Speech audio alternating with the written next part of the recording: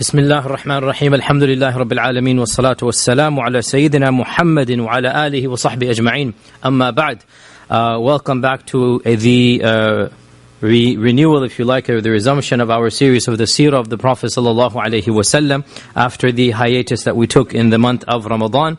And alhamdulillah, we are on, I think, number 63, 64 now, around that time, alhamdulillah. And we have finished in the last series, we finished the Battle of Khandaq, or the Battle of Ahzab. And we are now in the end of the in the end of the 5th year and the beginning of the 6th year of the Hijrah. And the next major incident will be the incident of Hudaybiyyah that will take place in late 6th year Hijrah. So we have around 7-8 months to cover. And in these 7-8 months, a number of things happened, none of which was as significant as Khandaq or as Hudaybiyyah, but we still have to obviously be chronological. And what we'll do today is discuss a number of minor skirmishes and expeditions that took place. And the fact of the matter is that these skirmishes and expeditions were not that significant politically, but in each one of them certain things happen that are interesting for us to know, and we're not going to discuss all of them. There are more than a dozen of these skirmishes. We're not going to discuss all of them, but we'll discuss at least 4 or 5 that have some interesting stories that are well known in the Seerah. And let us begin with the expedition of Muhammad ibn Maslama to Al-Qurta. Muhammad ibn Maslama to Al-Qurta. And this was a minor expedition, a Sariyah, involving 30 of the Sahaba that were dealing with the tribe of Banu Bakr ibn Kilab in the 6th year of the Hijrah, most likely in the month of Shawwal. Now, the expedition was a success. They did what they were supposed to do, and on the way back, something interesting happened. So the story is actually not about the expedition, but about a minor incident that is an interesting story, and a beautiful story. And that is that when they're returning from conquering this tribe was a rebellious tribe, so they conquered them, and they're coming back. They came across a small convoy, and something seemed strange. Something did not seem right about this convoy. We're not told what, but most likely, Allah knows best, this is my assumption, most likely there were clearly the signs of this being an elite or a noble or a rich group of people, and they don't know who they were. And so they brought them as prisoners to the Prophet ﷺ, and they did not even realize whom they had captured. And when they brought the people to the Prophet ﷺ, the Prophet ﷺ asked them, "Do you not know who your prisoner is?" They said, "Who?" And he said that you have captured Thumama ibn Athal. Thumama ibn Athal was the chieftain of the tribe of Banu Hanifa. And the Banu Hanifa were one of the largest tribes of Arabia. So this is like somebody like Abdul Muttalib type of figure, like the big guy. He is a very senior figure, and he is the chieftain of the tribe that is basically the size of Quraysh. This is the Banu Hanifa. This is a massive tribe. And it is a tribe in central Arabia. And Thumama just happened to be on a convoy, we'll understand why in a while, that was not guarded. He didn't have his typical bodyguards. He's just going in a small group, and some things didn't seem right. So on the way back, they took these people and they brought them to the Prophet ﷺ. And Thumama, of course, he had a clear position before this time. He's not neutral in the war. He was supporting the pagans against Islam.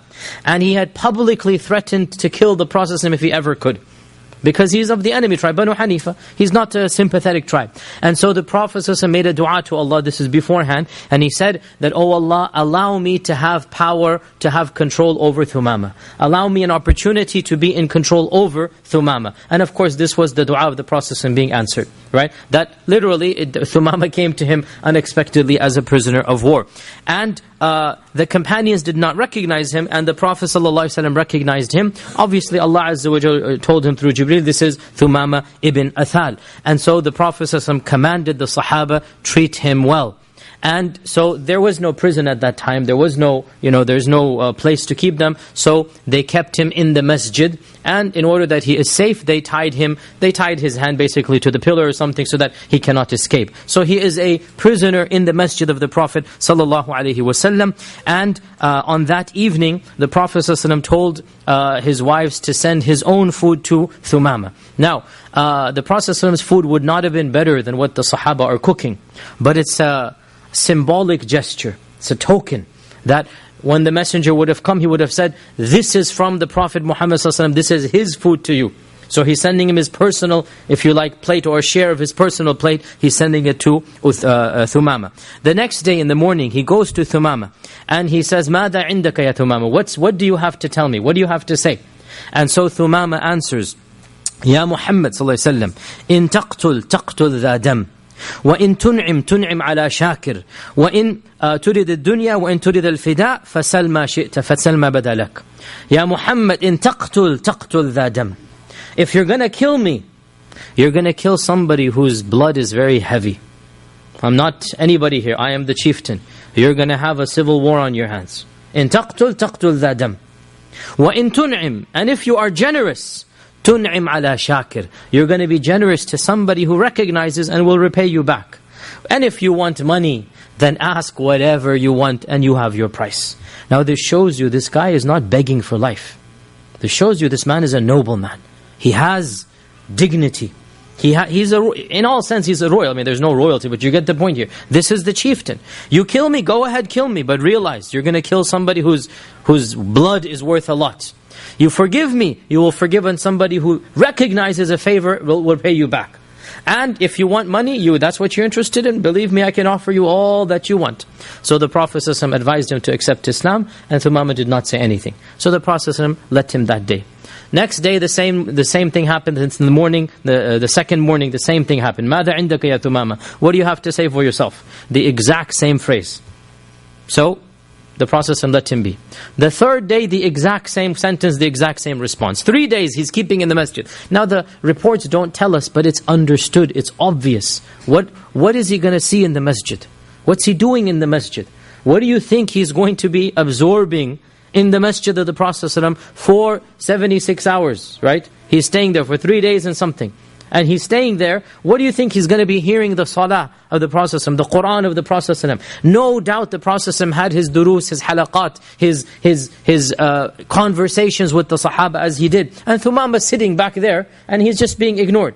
But what do you think is the wisdom or the point of having Thumama in the masjid? You see for yourself what our religion is. So for 3 days he's kept, and in the meantime the Prophet ﷺ is hoping he'll accept. But Thumama does not accept. At the end of the third day, the Prophet ﷺ, when he still said the exact same thing, then the Prophet ﷺ said to the Sahaba, go release Thumama, let him go. Khalas, cut off his rope. So they cut him off, and Thumama stood up and exited the masjid. And he went behind a grove of date palms, and he took a bath, and then he walked back in 10 minutes later, and he said, Ashhadu an la ilaha illallah wa ashhadu annaka rasulullah. And then he said, Ya Muhammad. He's still addressing him by his first name because he hasn't learned the etiquettes yet. Right? He's still addressing him by his first name. Even though he's a Muslim, he doesn't start Ya Rasulullah right now because he's still new. Cut him some slack. Ya Muhammad sallallahu alayhi wa sallam, I swear by Allah that there was no face in this whole world that was more despised to me and more hated to me than your face. But now, wallahi, it is the most beautiful and the most beloved face to me. And I swear by Allah, there was no religion that was more despised to me than your religion. But now, wallahi, it is the most beloved religion to me. And I swear by Allah, there was no city that I hated more than your own city. I couldn't imagine going to your city. But I swear by Allah, now it is the most beloved city to me. Look, 3 days, all it took to see what is the reality of the Prophet ﷺ, of Medina, of the Sahaba, of Islam. And then he explained what the story was. He said, I was on my way to do Umrah. This explains now he's not in an army, he's not in a tijara expedition that requires bodyguards. He expected nobody would be, the Quraysh would not possibly harm him. And he wasn't expecting the Muslims to be so far north, because this was an expedition coming back, remember, right? So he wasn't expecting the Muslims to be in the middle of nowhere. It just so happened, literally crisscrossing the desert, just a complete coincidence, obviously Allah had decreed it, that the Muslims are coming back and they cross him right as he's coming down to Mecca. And so he says, I was intending to do Umrah. Should I now continue my Umrah, now that I'm a Muslim? And so the Prophet ﷺ said, yes, go back, go and continue your Umrah.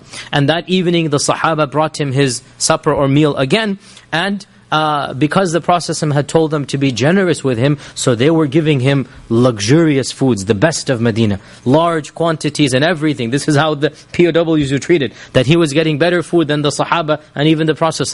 And they brought him the usual large trays, and he just ate a little bit and that was it.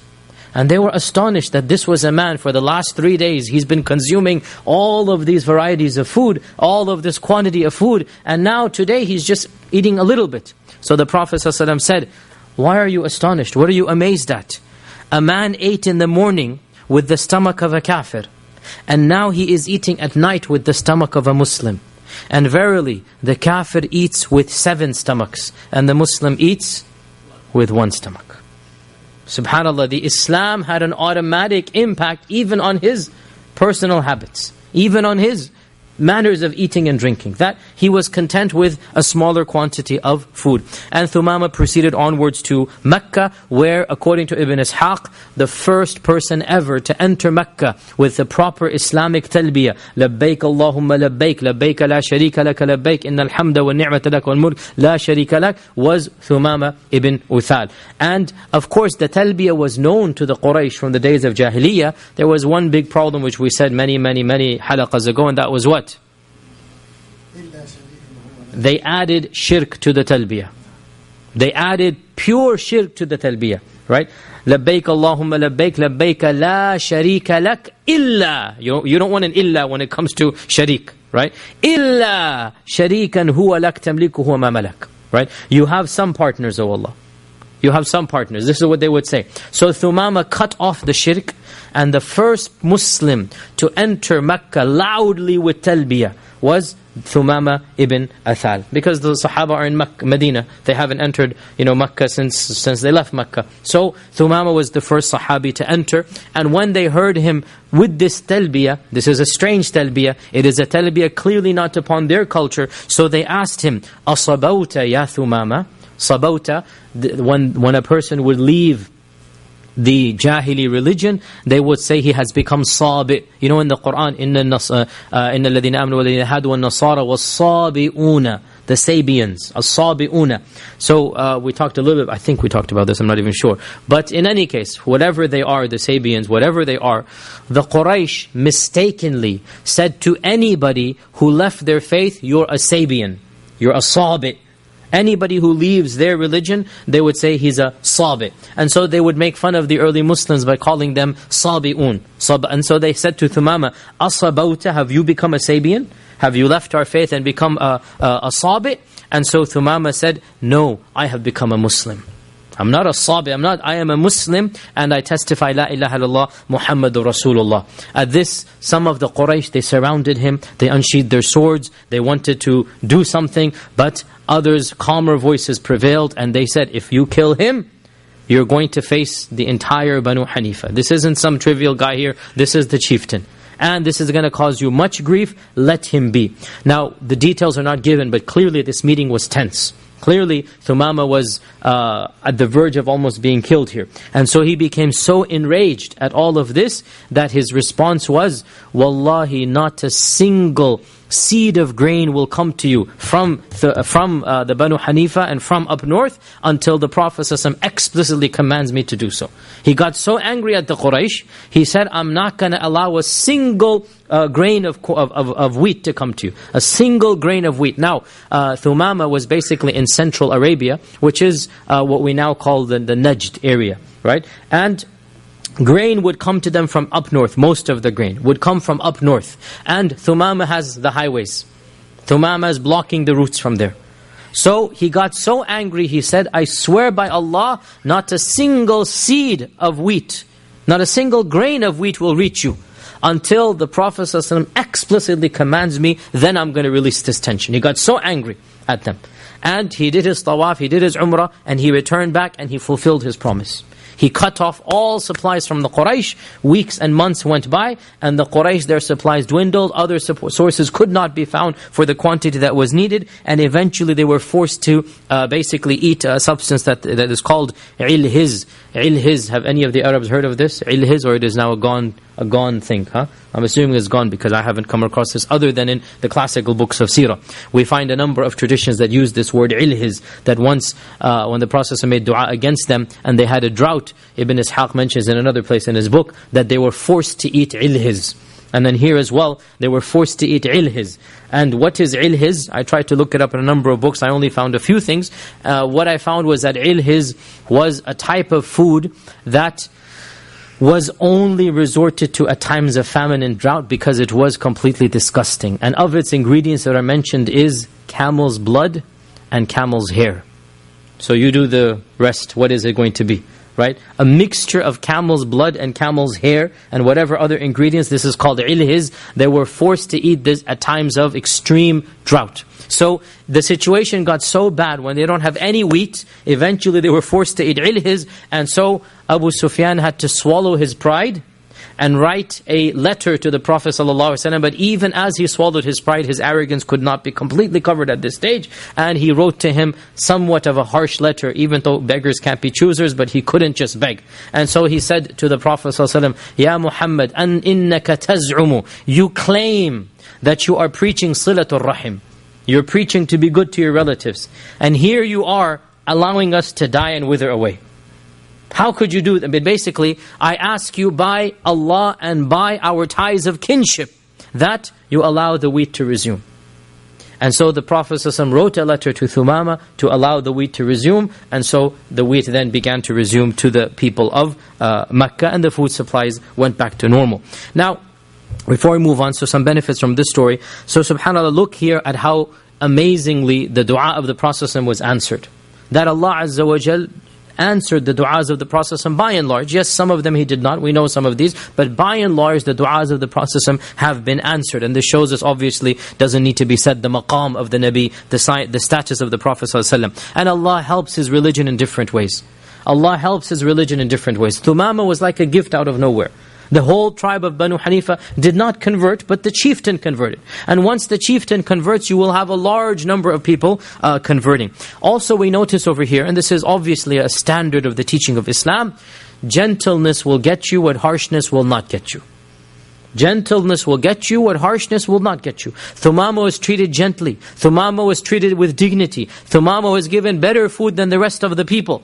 And so for 3 days when he sees the reality of Islam, his heart opens up. And the Prophet, by the way, what did he do? Neither did he accept any money from him, nor did he threaten to kill him. He literally said, "Khalas, go, you're free." Right? He gifted him his independence after Thumama had promised to kill him. He gave him his life back. Obviously, what is that going to do to Thumama? Right? So kindness will get you what harshness will never get you. Also from this we learn, Ibn Hajar comments on this, that it is allowed for non-Muslims to enter masajid.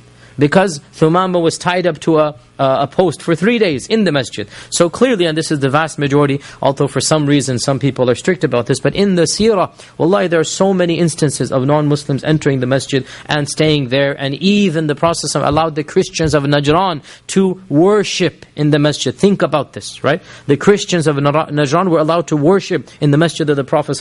Wallahi, if we did this in our times, la hawla quwwata billah, we would have a mini qiyamah here if we were to allow this. If any reason, like the church across the road allowed us to pray there, right, for 1 month, we all remember this, right? SubhanAllah, if any church came and they said, we need your building or whatnot, wallahi, I would say, tafaddal, go in there, there's a place there for there, go. But we know in the community was going to happen, right? Yet our Prophet ﷺ, he allowed a number of Christians, and he is allowing Thumama to sit in the masjid. Obviously, there's a difference between Christians coming and then pagans praying. Obviously, Thumama did not pray to an idol. Obviously, we're not going to allow that. But he allowed the Christians to do their adhkar to God the Father, to the Rabb, the Lord, and there's nothing wrong in Islam for allowing them to do this, even if we don't follow them in that particular factor. In any case, this shows us, as Ibn Hajar says, the permissibility of non-Muslims coming inside the masajid. Also, this hadith is one of the fundamental evidences for the well-known Islamic concept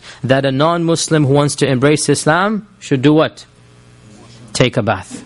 This is one of the fundamental evidences used for this.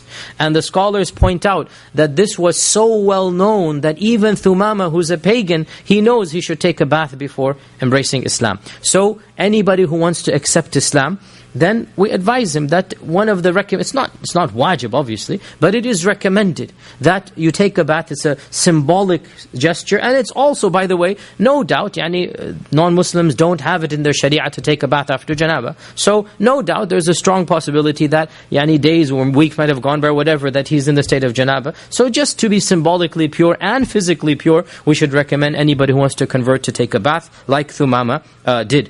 Also from this we learn that if a non-Muslim embraces Islam, he should not stop his good deeds, continue his good deeds. Thumama wanted to do Umrah, and just because he's embraced Islam, he should not stop his Umrah. We also see here the hypocrisy of the Quraysh. The hypocrisy of the Quraysh. That the Quraysh, who are the ones who have kicked out their own relatives, tried to assassinate their own relatives, now they're telling the Prophet, you're the one teaching to be good to relatives, why aren't you good to us? And we see here the tenderness and the mercy of the Prophet ﷺ, that he responded to their request. This also shows us, by the way, a very interesting point. No doubt our Prophet ﷺ was strict with the Quraysh.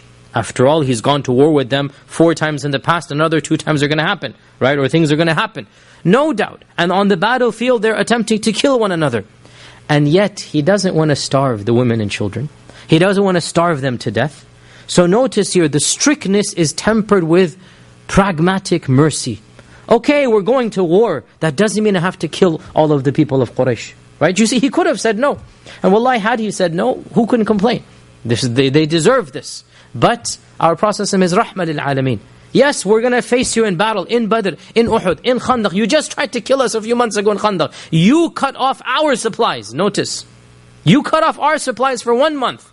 But now when it's my turn, I'm not going to do the same to you. And he allowed them to resume in their supplies of food. And by the way, as for Thumama is from the Banu Hanifa, and there was a very infamous person from the Banu Hanifa, that is Musaylim al-Kadhab. Musaylim al-Kadhab was also from the Banu Hanifa, and when Musaylim announced his false prophecies, prophethood, and the battles of Ridda took place, Thumama was on the side of the Muslims against his own tribe, and this is the clear-cut sign that he had fully embraced Islam. He's fighting his own tribe, the false, not all of his tribe, but the people who had embraced Musaylima's false message. So Thumama is fighting with the Muslims against Musaylima's forces, and a number of things happened, and eventually he died a martyr, not exactly in the wars of the Ridda, but a long story, but basically he died because of they attacked back, and they basically killed Thumama. So inshallah he died a shaheed. May Allah inshallah accept his shahada. Now the next incident is a very small one, but we should just keep it in mind, especially in light of other incidents that took place, and that is that one more assassination attempt from the Quraysh against the Prophet ﷺ, and this was Abu Sufyan. Abu Sufyan had announced a bounty for anybody who kills the Prophet ﷺ, and after the Battle of Badr, after the Battle of Uhud, Abu Sufyan is the de facto senior leader of the Quraysh. There's nobody to that level. Right? Before it was Abu Talib. Abu Talib has now died. Even Abu Lahab had somewhat of a type of respect, right? And Mughira ibn Shu'bah, Al-Walid ibn Mughira, Al-Walid ibn Mughira. All of these elite were there. One by one they're dying out. And so Abu Sufyan is, by default, he is now the senior most leader of the entire city of the Quraysh. And that is why, by the way, we're jumping the gun, but when the Prophet conquered Mecca, one of the very few people he honored by saying, whoever stays in the Kaaba is going to be safe. Whoever stays in the house of Abu Sufyan will be safe.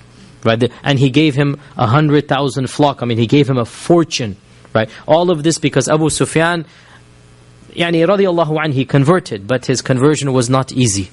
Because he took a long while fighting Islam, and this is another thing. Now he's trying to kill the Prophet through a secret assassination, and so a Bedouin comes, he wants the bounty. He says, I'm going to go kill him. We don't even know the name of this Bedouin. It's just one of those footnotes in the history of Ibn Sa'd. And so the Abu Sufyan supplies him with a camel, he supplies him with the food that is needed, and he gives him the weapons to go and kill the Prophet ﷺ. And the Bedouin invents a story wanting to accept Islam, whatever. They all knew this is the way to get to the Prophet ﷺ. In 6 days he made it to Medina, which was pretty fast. In 6 days, that's pretty much as fast as you can do it. In 6 days he makes it to the Prophet ﷺ. He enters the masjid with this false story, whatever the story is, we don't know. know, most likely he's saying he's a representative from his people or whatever. And when he entered the masjid, the Prophet ﷺ said, this is a man who has treachery written on him. Yani Allah told him, Jibreel told him, it's maybe in his firasa, this is a man, you can see treachery from him. Soon as he said this, the Sahaba tackled him, right there. Soon as he said this, the Sahaba tackled him. When they tackled him, the dagger comes out of his belt. You're not supposed to enter in, in a meeting with the leader with this secret dagger. It's clear something is going on. The dagger falls out. And so the Prophet ﷺ said, if you are truthful to me, I shall let you go. Otherwise, ... So he spills all the beans and he says this and this and this is what happened. And so the Prophet ﷺ honored his promise to him and said, okay, you are free to go. And when he said you are free to go, after all he had seen, the Bedouin as well embraced Islam. We have no idea what his name was. He embraced Islam. And what is interesting here, despite all of this, still Abu Sufyan was honored to the level that he was honored. This is amazing that Abu Sufyan, after all of this and what has preceded in Uhud and in Badr, still now the process, and when he conquers Mecca, Abu Sufyan is forgiven. And this story is a perfect stepping stone to the next story, which is one of those extremely controversial stories. Even though frankly I don't find it that controversial, but it is one of those stories that Islamophobes and non-Muslims, they love to bring up against our Prophet ﷺ, and that is the assassination of Salam ibn Abil Huqayq. Salam ibn Abil Huqayq. Now, Salam ibn Abil Huqayq, so we've already talked in detail about the assassination of who in the past? Ka'b ibn al-Ashraf. We had an entire session on Ka'b, and I encourage all of you to go back to that session, it's online, and listen to how I presented it and how I think it's really not that big of an issue. Really, I don't see it that big of an issue. And Salam is basically similar in this regard. It's also an assassination in this regard. Or, we can call it a targeted killing, as is the modern terminology, right? We can call it like this, okay? This is not collateral damage. This is targeted, if you like, extrajudicial, if you like, killing. It is now common. No, as I said, in modern times, nobody has a right to open a peep anymore. After all that has happened in the last, 10 years, khalas, this is now standard warfare. Well, we don't know the exact date, but clearly it happened after Ahzab and before Khaybar. After Ahzab and before Khaybar, most likely sometime around here, the 6th AH. And Salam ibn Abil Huqayq was one of the rich leaders of Khaybar. So Khaybar has not yet taken place. Khaybar is another major battle we'll talk about in 3-4 weeks inshallah. Khaybar is going to come. The big battle of Khaybar is going to come. Salam is one of the big shots of Khaybar. And Salam had been one of the main financiers of the battle of Khandaq, the battle of Ahzab, which just took place 5 months ago, right? Salam, being this wealthy billionaire, if you like, he has financed the tribe of Ghatafan. Now go back, rewind. Remember, the bulk of the fighters of the Ahzab were basically hired mercenaries. Remember that? Right? The bulk of the people were hired mercenaries. They are not interested in an actual fight of paganism versus Islam. They just want their money and their supplies and whatnot, and that's it. And that is why when the weather turned bad and when Allah sent His punishment, the first people to run away were the hired mercenaries. They're not there out of a genuine desire, right? Who paid for these mercenaries? Number one on the list, Salam. Okay? So, Salam has to be eliminated. Because he done it before, he's going to do it again. And also a message has got to be sent. You're not going to get away with this. Anybody else who wants to think about this, the message has to be sent. And so, a number of people of the Khazraj, they themselves came up with the idea. The Prophet ﷺ did not tell them, go kill Salam. Because this is a very dangerous expedition. They're going to have to go to enemy territory. Khaybar is far distance away, at least 2.5-3 days camping by traveling, and Khaybar is fortified. Every single mini tribe has a massive fortress, right? And we had already said that the Yahud had developed this architecture and the Muslims really had not developed it. They didn't know how to do it. And the Yahud had thick fortified walls that Muslims had not yet learned how to conquer. They didn't have the machinery, they didn't have the weapons to conquer. And we will see when the Battle of Khaybar takes place, this was the biggest problem. The Prophet ﷺ stood there, or not stood there, but camped there for a month in Khaybar, not knowing what to do, because it's just very difficult. Even in Banu Nadir, he had to camp outside. In Banu Qaynuqa, there were always issues, because the architecture, the fortresses, there were massive thick walls, and they were basically structured in a way that the Arabs on their horses and camels could not really attack them. So this is going to be a secret expedition,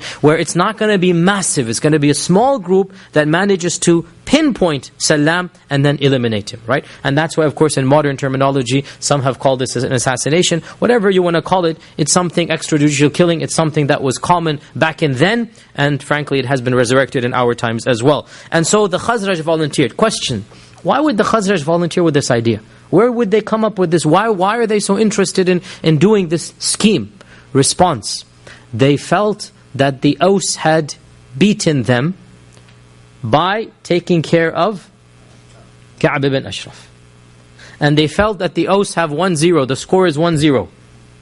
And so they wanted to do something that shows that the Khazraj were just as dedicated. The Khazraj were just as warrior, just as brave. They could also take on challenges. And they took on a challenge 3 days away. Unlike Ka'b, who was 1 hour away, right? The Khazraj said, we're going to outdo this, and we're going to do this, and we're going to get rid of Salam ibn Abil Huqayq. And so the Prophet ﷺ gave them permission to do so, but the only thing he said, make sure you do not kill any woman or children. This is not something that I'm going to allow you to do. You want to kill Salam, but don't kill any women or children. Now, by the way, footnote here. So in those days, there was no such thing as civilians versus military, civilian versus army. Every adult male was the army, right? Every adult male. There is no army that is basically conscripted army. Everybody who's of fighting age will fight. That's the way it was. So, when we hear these ahadith and we say, well, how about non-fighting men? Back then, there was really no such thing. Every military or every man of age was a military man, right? And this is this is the case still in some countries, and it was the case back in the days of the Prophet ﷺ. So when he's telling them, don't kill women and children, it's not too much of a stretch to say don't kill civilians in our times, right? We take the principles of the Sharia, extrapolate into our times. It's really what the goal or the maqsad of the Sharia is. Don't kill those who have nothing to do with this, right? You want to kill Salam, he's caused us harm. He has number one financier of the entire expedition. Okay, get rid of him, but don't kill any women or children. So 5 people volunteered from the Khazraj, and their leader was Abdullah ibn Atiq. Abdullah ibn Atiq with a kaf, not a qaf. Abdullah ibn Atiq.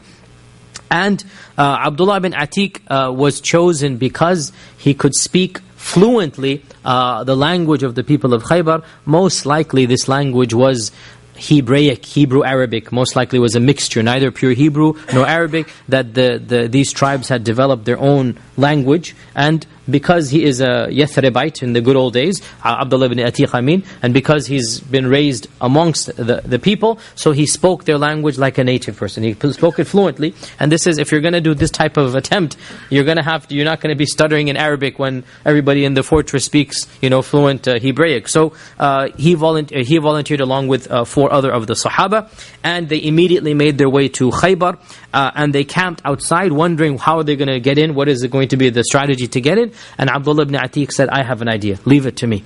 And so the way that it was in the past, in fact up until recently, in all Muslim cities and non-Muslim cities up until recently, they would always shut the doors at Maghrib time, right? All the doors of the city are shut. Anybody wants to come in after that, they'll have to wait till the morning when you can see. And so he waited until it was right Maghrib time. And he then made his way to the visual distance of the guard, so that the guard could see, and he pretended that he is basically urinating, that he is somebody urinating and relieving himself, right? And the guard shutting the door, and he sees in the figure somebody urinating in the distance. Now obviously you're not going to think this is a spy. This is like, come on, hurry up before the gate gets closed. And that's exactly what the guard said. I'm going to close the gates, hurry up. And so he quickly rushed in, and the gate shut behind him individually. And when night, he must have hidden somewhere. Again, the details are scant. He must have hidden somewhere. When nightfall came, he then went back to the gate, opened it up, allowed the rest of them to come back in. Right? So now they have the 5 people in the fortress, in the walls, and they find their way to the house of Salam, and Allah knows how they did this. Again, the details are not mentioned, but one would assume that the structure of the inside of the fortress was such that the richest person or the noble person has the central and the largest. However it was, they found their way there, and they made their way into the house, and eventually they assassinated or they killed him, or they exterminated him, whatever word you want to use. They got rid of him. And his wife saw them. She set out an alarm. She cried as loud as she could. One of the Sahaba was about to basically kill her in order to stop the cry, but then he remembered, what did the Prophet ﷺ say? No women, no children. So he sheathed the sword back, and the 5 of them fled. On the way out, so the room of Salam was protected in that it was on a ladder that was leading into a higher room. So he had a way out. You had to climb up something to get to his top room, if you like. He was on the 3rd floor, 2nd floor. So Ibn Atiq, the leader, was, it is said that he had feeble eyes. And when they were racing outwards, he slipped. He didn't see the step.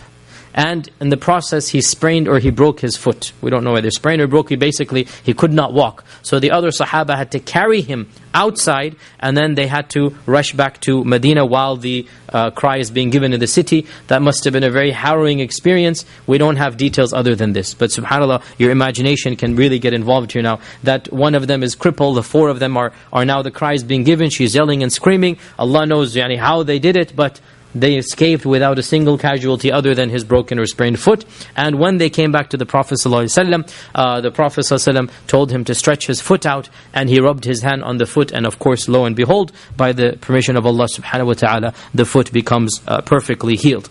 Now, obviously, I encourage you to go back to Ka'b ibn Ashraf's story for all of the disclaimers, but just in a nutshell, frankly, those were different times, there were different norms, there's a state of war going on. The main point really is, this was expected, this was understood, this is a part of the territory back then. We just talked about Abu Sufyan trying to assassinate the Prophet ﷺ. It's a two-way street. This is the way the world worked back then. Nobody is saying that any Muslim can just start doing this himself anywhere they are. No scholar in the history of Islam ever says this, right? Can a Khalifa use such a tactic in our times? Well, let's talk about this when we have a Khalifa, right? And then we'll worry about what is this allowed, what is not allowed. And frankly, there are people like Shaykh al-Qardawi and many others who have basically extrapolated entire volumes about modern nation-state rulings, modern jihad rulings, and they have all said, look, the Sharia is a platform, it is a spectrum that allows you for modifications, it allows you for some changes. And if there are customs in place, if there's a United Nations treaty in place, if there's a type of other protocol in place, the Sharia allows us to adapt to that protocol. And if, for example, once upon a time, before our own country opened this door, 10 years ago, let's say, once upon a time, this type of extrajudicial killing was considered to be illegal, was considered to be not allowed. Okay, if theoretically there were to be an Islamic caliphate, it's not a problem for them to sign on and say, you know what, khalas, we will also consider this to be not allowed. Now, we don't even know, it's up in the air. As we speak, there are drones taking place here and there and here and there, and there's going to be targeted surgical strikes on this and that. This is now an accepted norm.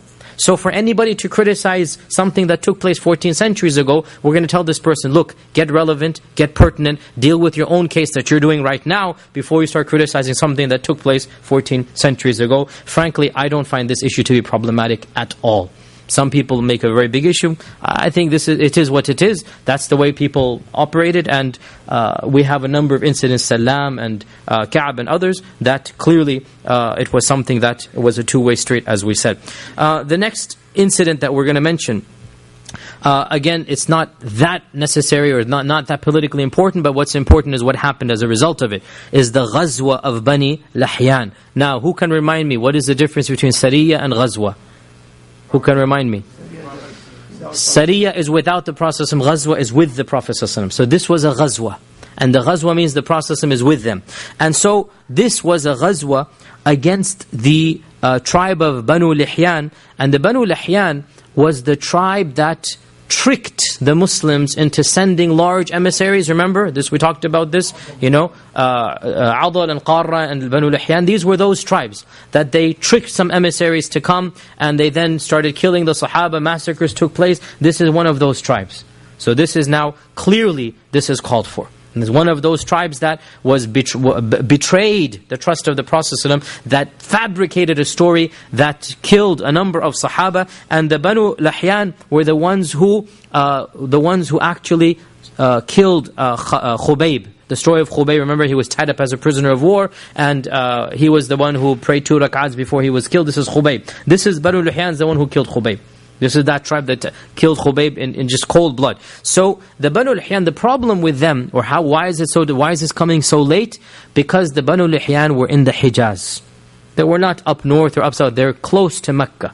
And so going to the Banu Lahyan is problematic because you're entering into basically close to the Quraysh. So the Prophet ﷺ, he did not want to tell anybody where he's going. And he took 300 Sahaba and they exited Medina from up north. Everybody's thinking they're going to some tribe up north. But as was his tactic ﷺ, and he didn't tell a single soul that when he left the city with 300 people, then he doubled back. And then the people realized we're going basically towards the direction of Mecca. And then when they came close, the Prophet ﷺ told them that we're going to attack the Banu Lahyan. However, in this case, the Banu Lahyan had their spies waiting, or they had their precaution mechanisms, whatever it was. They saw the army coming, and so they fled. All of them, they fled. And so the city was basically, or their camping grounds were desolate. So the Prophet remained there 2-3 days to basically show them who's boss, to show them who's victor, and to basically frighten them to not do something like this again. But there was no actual battle or war that took place. And that's why this ghazwa is a ghazwa, but it's not one of the more significant ones. So why are we talking about it? Because it was most likely, there was a bit of a controversy, most likely it was in this ghazwa that Allah Azza wa Jal legislated Salat al-Khawf. Salat al-Khawf. And the story goes as follows, that what happened was the Banu Lahyan sent an emissary to the Quraysh, that we're being attacked by the Muslims, come and help us. So the Quraysh sent a small force under the charge of Khalid ibn al-Walid, who's still not a Muslim. He's actually going to convert in less than a year. But he doesn't know that, and the Muslims don't know that. So the Quraysh send a small force, and the force, there's no actual battle that takes place. But Khalid ibn Walid camps in front of the Muslims in front of Khalid ibn Walid, so they can see one another. And time for Dhuhr comes. So what are you going to do when it's time for Dhuhr? You stand up and you pray. And one of the Quraysh said, if only they were to do this again, because they don't know what Salah is. So now they see the whole Salah, and they're praying and prostrating. This is the perfect time. Perfect time to launch an attack. And so they say to Khalid, if only this were to happen again, this is the perfect time for all of us to just charge. Right? Because even if it's going to be a problem, they must have taken their shields off, they would have done sajda, whatnot. So Khalid said, wait, they have another time coming up, Asr. Just wait, we'll do it at Asr. Okay? And in the interim between Dhuhr and Asr, Allah sent Jibreel down with Surah An-Nisa, verse 102. وَإِذَا كُنْتَ فِيهِمْ فَأَقَمْتَ لَهُمُ الصَّلَاةَ فَلْتَقُمْ طَائِفَةٌ مِّنْهُمْ مَعَكَ وَلْيَأْخُذُوا أسلحتهم فإذا سجدوا فليكونوا من ورائكم ولتأتِ طائفة أخرى لم يصلوا فليصلوا معك وليأخذوا حذرهم وأسلحتهم. So Allah commanded the Prophet with what is called Salatul Khawf. And Salatul Khawf, the way that this was legislated was that the Prophet was told, in Surah An-Nisa verse 102, when you make the iqamah, you stand with one group and let them have their armor on, which shows they would have taken it off previously. While another group guards, the other group doesn't join the salah. Then the first group goes to the guarding and the second group comes and prays with you. Right? So you basically, the Prophet does one jama'ah, and half of the jama'ah, half of the Muslims pray, and the other half are on guard. They're not praying. Then in the middle of the salah, the first jama'ah goes, the second jama'ah comes. So the Prophet prays one salah, and the people behind him, they basically split it. Now, how this happens and what is the fiqh? The chapters of fiqh are very long in this regard, and there's so many ikhtilafat, and this is something that the books of fiqh discuss. It's not our job to discuss it in the seerah classes, but the point being, this is when it came down. And also according to one hadith, it also appears this was the time when the Prophet ﷺ taught the Sahaba the dua as-safar. The dua is-safar. The first time we have a mention of it, it appears to be in this ghazwa of Bani Lahyan, that the Prophet ﷺ said, Allahumma na'udhu bika min wa'atha as-safar wa ka'abat al-mandar wa su'a min qalabi fi al-mali wal-ahl. And then he also said on coming back, a'ibuna, a'ibuna, ta'ibuna, rabbina hamidun. For those of you who know the dua, this is where it's been narrated. So perhaps this was the time when they first heard of the dua as-safar. And the second to last and the long story we're going to talk about today, very interesting story, and that is again, the story is not interesting because of the politics, but because of one incident that happened. And this is the Sariyah of Zayd ibn Haritha to the place known as Al-Irs. And Al-Irs is in modern day Unayza. Al-Irs is in modern day Unayza or Qasim, which is again north of Medina. So the Prophet ﷺ sent Zayd ibn Haritha. We all know Zayd ibn Haritha. This is one of the last things Zayd does. He's about to meet a tragic death. We'll talk about that in a few weeks. We all know Zayd ibn Haritha, right? The one whom the Prophet ﷺ adopted, Zayd ibn Haritha, and then the adoption cancelled. So the Prophet ﷺ sent Zayd ibn Haritha, most likely in Jumada al-Ula of 6 AH. He sent him with 170 people to intercept the caravan of the Quraysh as it's returning from Syria. Okay, so this is one of those big interceptions again. Just like Badr, just like all of them, this is one of the big ones. And he sends Zayd ibn Haritha to get this big caravan. And lo and behold, alhamdulillah, the caravan is captured in its entirety. And so all of this wealth comes back, and all of the camels come back, and the prisoners of war come back. And the story is interesting because of one of the prisoners of war. The story itself is pretty straightforward. Zayd went, Zayd saw, Zayd conquered. And he came back with all that he had conquered. And who was one of these prisoners? This prisoner was Abu al-As ibn al-Rabi'. Abu al-As ibn al-Rabi'. And who is Abu al-As ibn al-Rabi'?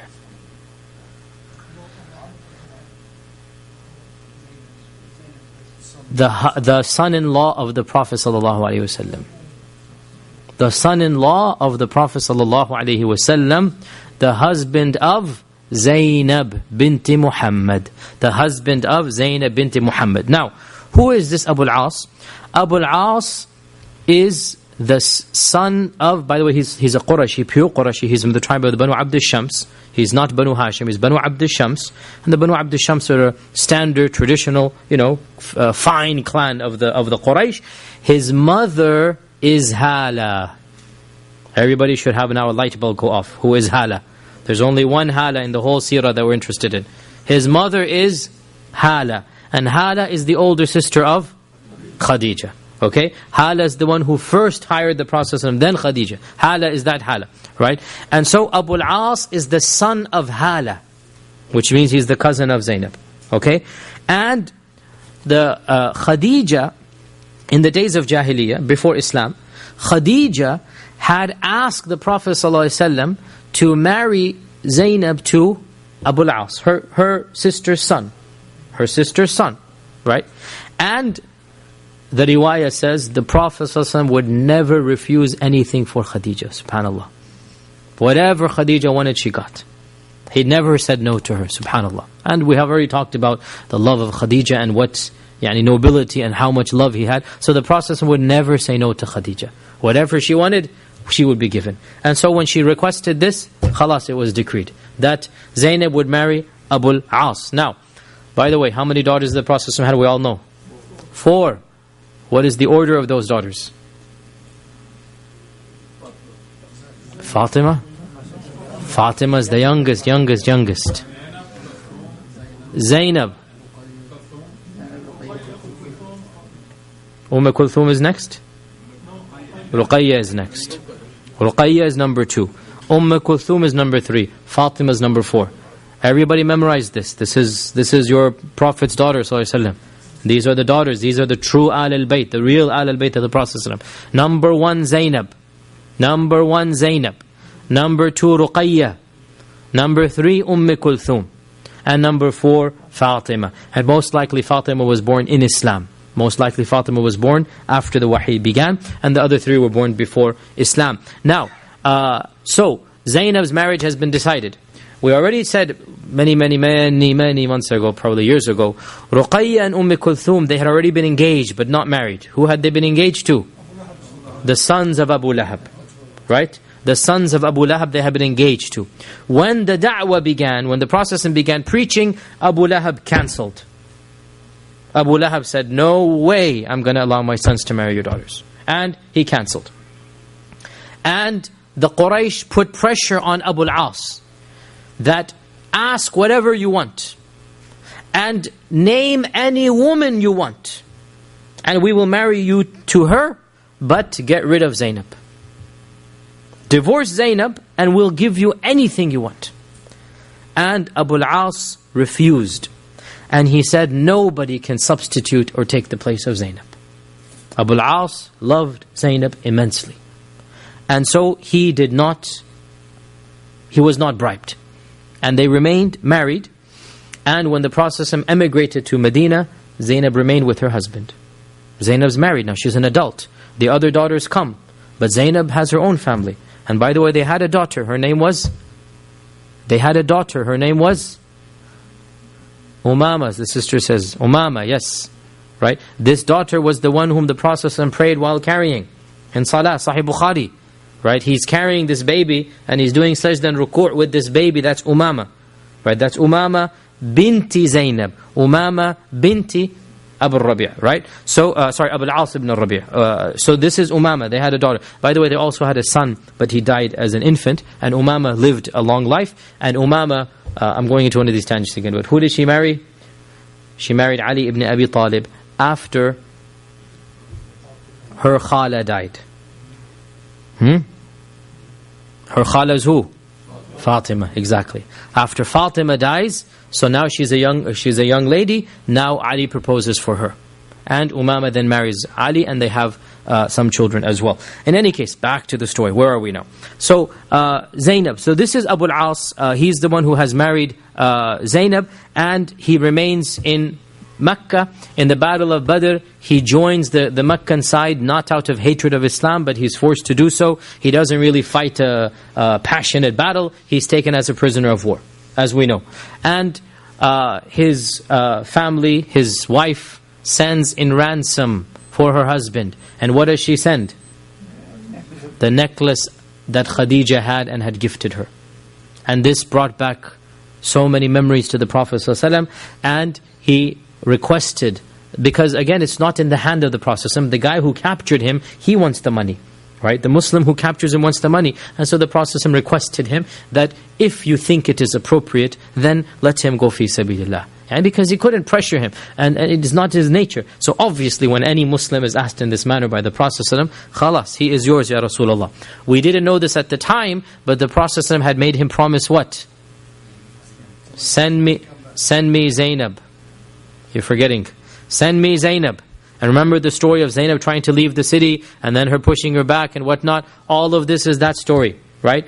And that is why the Prophet ﷺ did have a lot of respect and even love for Abu al-As, because he said in a hadith in Bukhari, when he was talking about some of his other son-in-laws, he said, as for Abu al-As, he spoke to me and he told the truth.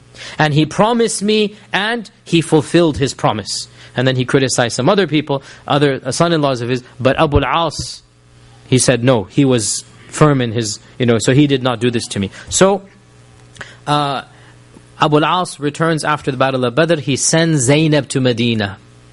Okay? So now Zainab is in Medina. Abu al-As is in Mecca. At least 2-3 years have gone by. And lo and behold, he is now captured and he's now a POW in Medina. Okay? This is where we are now. Okay? Now, the next morning in Salat al-Fajr, the Prophet ﷺ stands up, says, Allahu Akbar. And from the women's side, a loud voice comes. O Muslims, I am Zainab binti Muhammad. And I have given Abu al-As ibn al-Rabi' my protection. So, O Muslims, you give him your protection as well. In Salat al-Fajr. The whole gathering is there. Those days people would show up for Fajr. Sorry about that, but I had to say that. Those days people would show up for Fajr. And so, the whole masjid is in shock. In Fajr, she's making announcement, because she wants everybody to hear. And the Prophet, when Salah is finished, he said, did you hear what I heard? I'm not imagining. Did you hear what I heard? They said, yes, O Messenger of Allah. He said, Wallahi, I had no knowledge of this as much as you. Meaning, I have no clue she was going to do this. Right? This is just as much of a surprise to me as it is to you. And then he said the famous statement, which is all the madahib agree. He said that all of the Muslims are the same when it comes to aman, when it comes to protection. The least of them can offer protection to anyone. And so, O Zainab, we have given protection to those whom you have given protection for. Now, what is this protection or aman? So any Muslim, and this is in fiqh and all of the madahib, any Muslim, even a child, even any Muslim, yani man, woman, some say even a Muslim slave, anybody has the right to simply, if there's a particular non-Muslim in the state of war that has done him a favor or whatnot, say, look, this person, he's under my protection. Don't harm him now. I will deal with this person. And this is mutawatir, this is well known, it's a standard principle of Islamic fiqh, right? And so the Prophet used this principle, and he said, look, Zainab, if you have said this, then all Muslims are the same in this regard, and we will give aman to those whom you have given aman. Meaning we're not going to harm him then. Khalas, you have given him aman, then he is a person who will be protected. And the people who had captured him and his property, once again the same thing. Twice he has negotiated for Abu al-As ibn al-Rabi'. Twice, subhanallah. Right? But remember, Abu al-As is not a Muslim. That's the whole point. If he only do accept Islam, all of this would go away. Right? He's not a Muslim. And he's not accepting Islam. So, twice, this is the second time he negotiates, and he says basically the same thing to another group of Sahaba. He says that you see what has happened, and you know the status of Abu al-As in my family, that he is Zainab's husband. So if you wish, you can return his money and his section of the caravan to him, and that is more beloved to us. And if you decide to keep it, then that is your right and the right that Allah has given you. SubhanAllah, I mean, it's very clear. I can't force you to give this back. This is your right. But if you give it, basically Allah will reward you. It's up to you what you want. Now obviously, I mean, who could possibly say no? Right? And so the Ansar who had basically taken this portion of the caravan, and they have, now by the way, this portion of the caravan, this is Abu al-As's basically not personal property, but this is the investments that people have given him. Right? So he has people's, merchandise and people's money. They've gone to Syria, they're coming back. So this is a lot of wealth. It's not just his wealth. So the Ansar go and they say to him that, O Abu al-As, you are the sihr, the son-in-law of the Prophet ﷺ. Isn't it time you accept Islam? If you do so, we'll give you your money back and you can stay in Medina. In other words, they tried to bribe him with Islam through the money. Like, come on, at least be a Muslim before we give you your money back. The Prophet hadn't told them to put this condition. But they feel like a little bit more zealous. Like, come on, we're not going to give a Muslim our money back to a non-Muslim. Let's give it back to a Muslim. At least we can say, okay, he accepted Islam. And let him remain here with us. And so Abu al-As responded that, what an evil suggestion that I should change my faith and be treacherous because of that. In other words, you want me to be greedy for the money and ignore the amana that has been given to me just to accept Islam? This is not a good, suggestion. And this was not from the Prophet. This was from those Ansar who thought that it would at least be better if he embraced the faith. So he refused to embrace. So, in any case, the Ansar gave him all of the money back. In any case, because that's what the Prophet had told them. So Abu al-As took all of this money and he returned back to Mecca, and he returned every single amana back to its rightful owner. And he asked the people of Mecca, has anybody given me anything that remains? And so they all said, no, Jazakallah, you have done your job, excellent. And in the whole caravan, it was only Abu al-As who managed to return the money to its owners, right? As soon as all of that had taken place, then in front of the Quraysh, he said, now, ashhadu an la ilaha illallah wa ashhadu anna Muhammad Rasulullah. That he didn't want to accept Islam in Medina. Why? Because somebody's going to say, you did it for the money, you did it for the life, you did it for this and that. Now that I've gotten rid of all of my obligations and nobody can accuse me, I'm a free man back in my hometown, let me embrace Islam publicly. And Abu al-As, his great-grandfather is Abd al-Shams. He is lineage of Quraysh. You cannot harm a hair on his head. Abu al-As is from the stock of the Quraysh. This is hardcore Qurayshi, right? You cannot touch Abu al-As. And so Abu al-As has the audacity and the courage and the guts to announce his shahada in front of the Kaaba, and he then returns back to Medina as a Muslim. And so they are then reunited. Now, this story could be problematic for two reasons, both of which are related, so pay attention to this. The first issue is that when he is captured as a POW, as a prisoner, clearly he's not a Muslim at the time. And the Prophet ﷺ frees him, or lets him go, basically on the presumption that the two of them are still married. Now, the Prophet ﷺ, when he did free, he said to Zainab, this man is a mushrik, so he is not allowed for you. فَإِنَّهُ لَا يَحِلُّ لَكِ. So they didn't live together at that time. That's only when he came back as a Muslim. But still, is there a marriage at this time or not? And even more problematic, which is where all of the fiqh comes in, the real fiqh problem is, when he did return back to Medina, the hadith in Abu Dawud and Tirmidhi and Nisa'i, the authentic hadith says that the Prophet ﷺ returned him to her without a mahr. Means without a nikah. There was no new nikah done. The Prophet ﷺ returned him to her without a new nikah. Why is this problematic? It is problematic because we all know in fiqh that when the wife converts to Islam and the husband does not, what happens to the marriage contract? It is annulled. And if the husband accepts Islam within the iddah of the wife, whether it is 1 month or 3 months, there's an ikhtilaf, but the correct opinion, it is 1 month. It is one menstrual cycle, by the way. There's a point of fiqh. If there's a non-Muslim couple. Now obviously, if the husband embraces Islam, that is less problematic. Why? Because a Christian or a Jewish wife can remain. Now obviously a pagan wife could not remain. But a Christian or Jewish wife can remain. So that's not a problem. But the other way around is problematic. You have a non-Muslim couple, the wife embraces Islam, and the husband does not embrace. Technically, in a Sharia caliphate system, what would we do? And even in private, even in America, we will advise a woman this, but it's up to her what she wants to do. We can't do anything, it's up to her. But we will advise a woman, if she converts in this land, and her husband does not convert, that look, he is not allowed for you. He is not your husband, Shari'i wise. He's not your husband anymore. Right? So according to the madhahib, basically, in this iddah, if he converts, no problem. So she has 1 month iddah. If he converts in 2 weeks, no problem. Khalas, the two of them are married.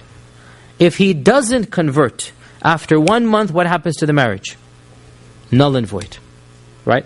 And if he wants her back after conversion, majority of scholars say, what? New marriage, new nikah, new mahr. And that's the majority position, by the way. Right? This hadith is problematic because it explicitly says, without a new mahr, without a new nikah contract. Now, to make a long story short, so the majority have interpreted this hadith here and there, and they still hold their position that if a woman converts after 1 month, her marriage is broken. If her husband wants to return to her, her ex-husband we should say, then a new nikah and a new mahr is needed after he accepts Islam. However, there is a minority dissenting opinion, and it was championed by many people, and Ibn Taymiyyah is one of them. And that is, and this is an interesting case, this is a trivia question. It's a very unique scenario. He said, and wallahi the evidences seem to suggest that, so this is my position as well, that such a woman is in a unique scenario and situation. If she wants, she can marry anybody she wants with a new nikah and a new mahr. Any Muslim she wants. Right? After the iddah is over, now she can marry any Muslim who proposes, she wants to marry, she marries him.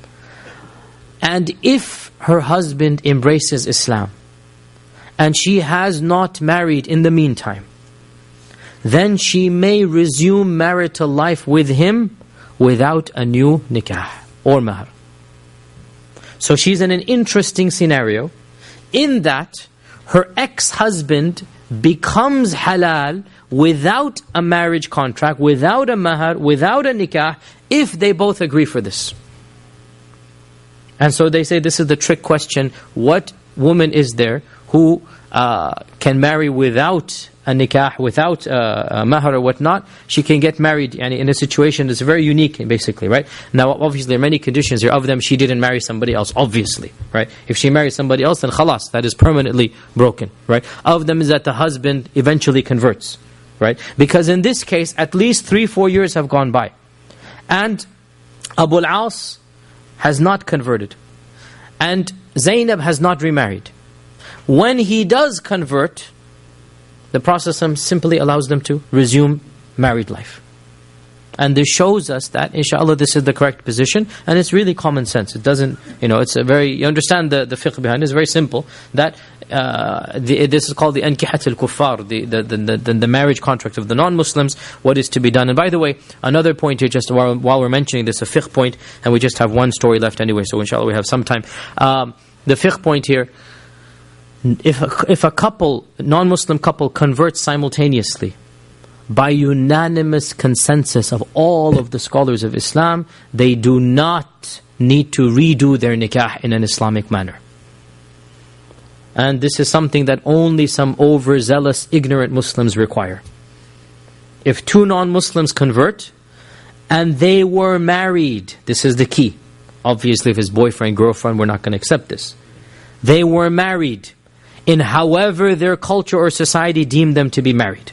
However, whether they were pagans, whether they were Buddhists, whether they were Christian, whatever they were, if they both convert, then their marriage contract will be automatically transferred as an Islamic one, even if the conditions of nikah were not met when it was done. There was no wali, or there was no it's all irrelevant. And how do we know this? As Ibn Hajar and the Shawkani and others say, in the lifetime of the Prophet ﷺ, thousands of couples converted. And never once did any Muslim say, how did you guys get married? And what happened in your marriage? And let me do the checklist here. It was accepted. Right? So marriages of the non-Muslims, when they convert, those marriages are valid however they occurred. And this we learned from the seerah and from this incident as well. The final mini story, and this is just an interesting story for the fiqh of food actually. That's really what it's famous for.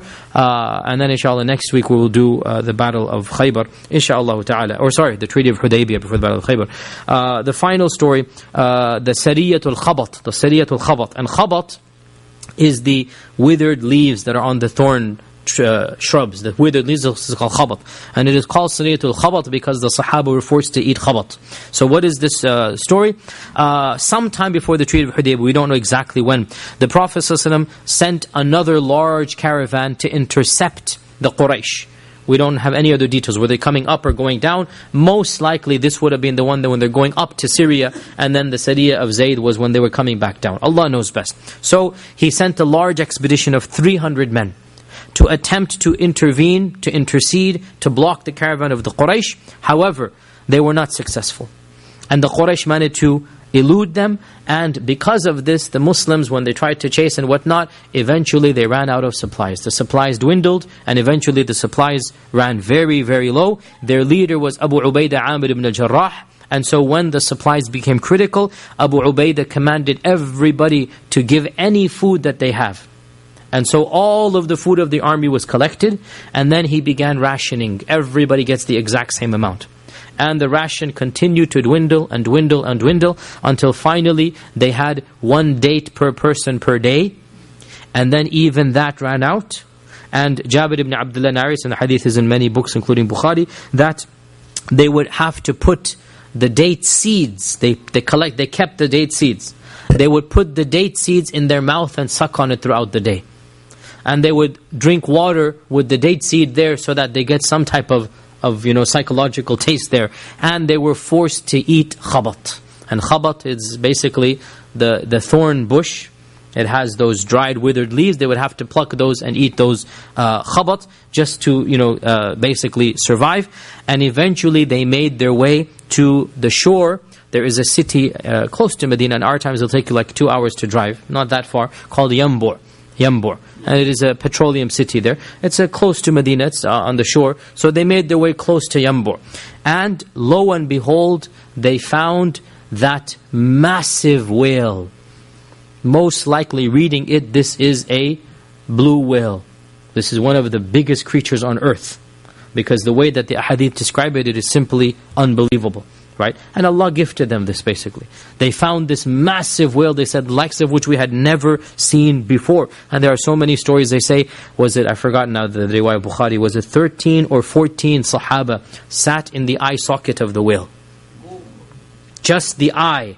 You have 13 men sitting in that bone of the eye, right? And they took one of the bones of the whale and they planted it on the beach. And Abu Ubaidah chose the largest camel. And he sat on that camel and he managed to walk right underneath the bone without having to lower his head. This is like 20 feet we're talking about, or not 20, maybe 15 feet. Because a camel as it is. And on top of that, Abu Ubaidah is sitting and he doesn't have to lower his head. This is the bone sticking out from the ground. Clearly this is one of those massive whales that, and they called it ambar. We don't know what type it is in our time. And they rejoiced so much that they camped 1 month because of the whale. Cut them some slack, we would have probably stayed 2 months. Okay? They were so happy, they're about to die of starvation, that they camped 1 month and they actually gained fat.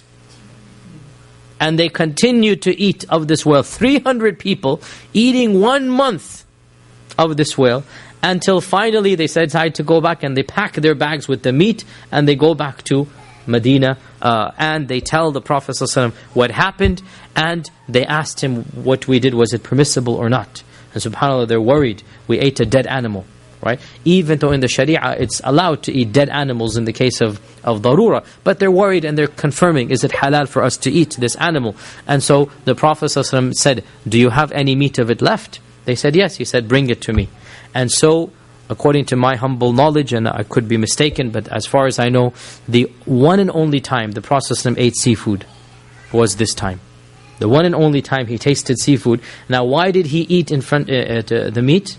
To demonstrate for them that it is completely halal to eat seafood. Completely halal to eat seafood. And by the way, this also shows us that seafood does not require slaughter. In fact, it doesn't even require to be caught. Because they did not catch the whale. The whale was dead already. And this clearly shows us that a sea creature, any creature from the sea, and this is the vast majority opinion, only the Hanafi madhab has a disagreement here, with all respect to them. The other three madhahib say everything from the sea, shrimps and crustaceans and crabs and squid and eel and whatnot, everything you can think of that comes from the sea is halal, because whale is not a fish, it is a mammal. A whale is technically not a fish, as we know. It is a mammal. And our Prophet ﷺ ate of that whale. And our Prophet ﷺ said, أُحِلَّتْ لَنَا مَيْتَتَانِ وَدَمَانِ فَأَمَّا الْمَيْتَتَانِ فَالْجَرَادُ وَالْحُوتِ وَأَمَّا الدَّمَانِ فَالْكِبِدُ وَالطُّحَالِ. That the Prophet ﷺ said, 2 dead animals are allowed for us. We don't have to slaughter them. Number 1, jarad, locusts. And number 2, al-hut, the whale. And by mentioning the whale, he intentionally wanted to give the biggest creature from the sea to tell us, if the biggest creature is halal, how about the smaller creatures? If this massive whale is halal, how about the smaller creature? And Allah says in the Quran, Surah Al-Ma'idah verse 96, أُحِدَّتْ لَكُمْ صَيْدُ الْبَحْرِ وَطَعَامُهُ مَتَاعًا لَكُمْ وَلِلسَّيَّارَةِ. That the catch of the ocean is halal for you. أُحِلَّ لَكُمْ صَيْدُ الْبَحْرِ وَطَعَامُهُ, and the food of the ocean. And Abu Bakr as-Siddiq said, صَيْدُ الْبَحْرِ is what you catch. طَعَامُ الْبَحْرِ, what is dead and it throws at you. Both what you catch and what is dead. Right? If you catch it, then you kill it. Even if you didn't kill it, it is halal. And therefore, and this is, in my humble opinion, very clear, that all types of seafood, all animals that live in the ocean, are halal for us, regardless of how they got on the table, regardless of who captured them, how they were captured, whether they were dead, whatnot. They are all halal. And this is the main point of this tradition, of this incident. And then we just conclude by pointing out that it was also during this time, the 5th year and the 6th year of the Hijrah, where Allah subhanahu wa ta'ala revealed the legislation of hijab. Hijab came down around this time. And also the Prophet ﷺ married Zainab bint Jahsh at this time. And the story of the marriage of Zainab is, in my humble opinion, frankly, the most controversial story out of the seerah. this is the most controversial. Number 2 is something else. I mean, whatever it might be. But number 1 is Zainab. And I am debating whether to have an entire halaqa now or to delay, because as you know, when we finish the seerah, I already said this, we're going to have a whole series about the wives of the Prophet ﷺ. It might be better to delay this story there, but we will see inshaAllah. But around this time, in the 5th year of the Hijrah, the Prophet married Zainab binti Jahsh. And then we just conclude by saying, according to some authorities, our Prophet ﷺ sent 14 sariyas and participated in 2 ghazwas between Khandaq and Hudaybiyyah, which is what we just covered. We only covered 4 or 5 of them. The rest of them are mentioned in Ibn Ishaq. They're all there, but frankly, even though this is, alhamdulillah, an advanced class, there's got to be some levels and details we leave out. These are simply names and who fought against whom and how many people died. And frankly, most of us would not know these tribes and they would not be relevant to us. So whoever wants to look them up, they can look them up in Ibn Ishaq. They're not even translated to English. Any seerah book in English really does not mention all of these 14 and whatnot, because it really is something that only the very advanced students of knowledge and scholars will benefit from. And as for us, I think I have summarized. I chose today, all day I was just setting which ones to tell you. I chose these 4 or 5, and I decided the rest of them will just summarize that they took place. And inshaAllah we'll continue next Wednesday.